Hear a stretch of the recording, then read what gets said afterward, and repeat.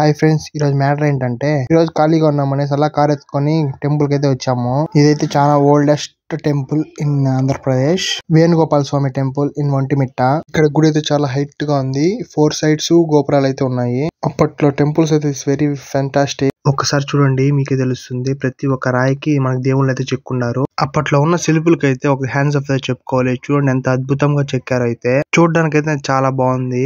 ఇంకా లోపలికి వెళ్ళినట్టయితే మొత్తం రీమోడల్ అయితే చేస్తున్నారు.